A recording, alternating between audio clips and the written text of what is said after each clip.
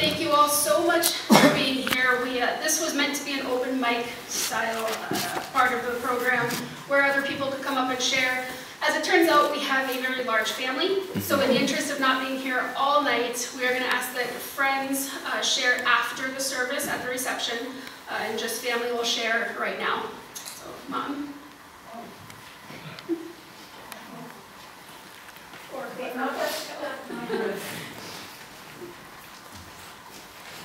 I really can't believe, I was always so impressed, those of you who knew Vicki Harrison, she was able to talk at the funeral, and I thought, I don't know how she could do that. And I think you really take yourself out of it. Like, right now I'm looking at all of you, but I'm not really internalizing it because I'm not looking at the pictures. And I have a little to say, and it's big print, so it won't be that long. Well, no, oh, he would have wanted us to wear this, so I'm not being totally disrespectful or weird. David and I met February 12th, 1983, and within 10 days, we knew we would spend our lives together forever. And we married 3 months to the day, and if there are any children present, you don't need to get married that quickly. But it worked. Our real spiritual marriage occurred about the time of our surprise. Yeah.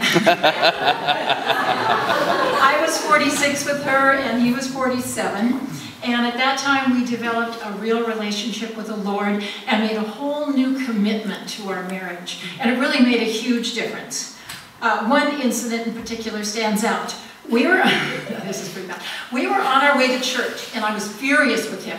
So we get to church, and where are the people at the Strand Road? I told them, wherever you are. Yep, you. Yeah, we were at the church. It was the Strand Road. It was Lakeview Covenant. I better stay here.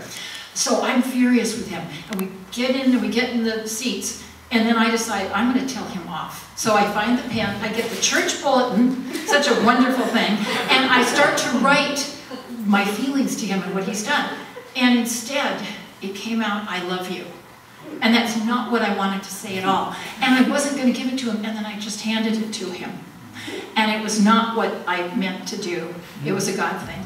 And he just hugged me. And so it was a horrible situation made beautiful. And I did not expect it at all.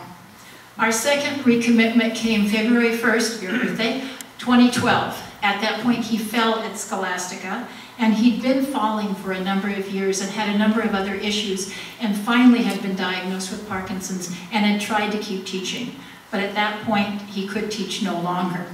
And he couldn't work, and so we devoted ourselves to each other at that point. And I know that the mic keeps changing.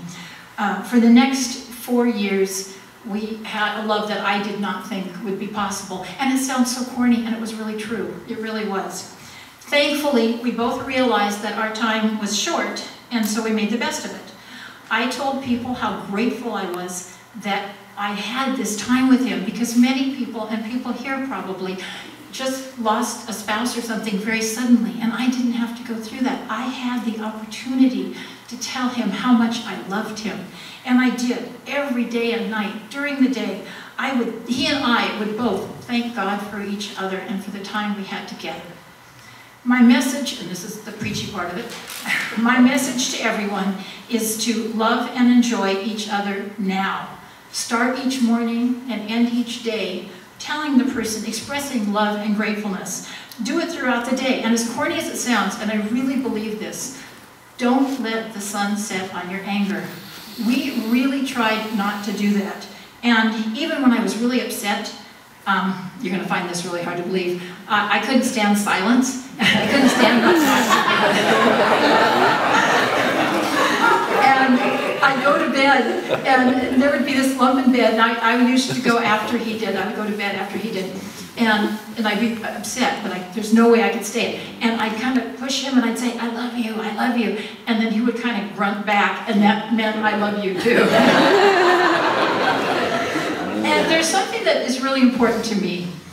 People say, and thankfully I haven't heard it today, God doesn't give you more than you can handle. I completely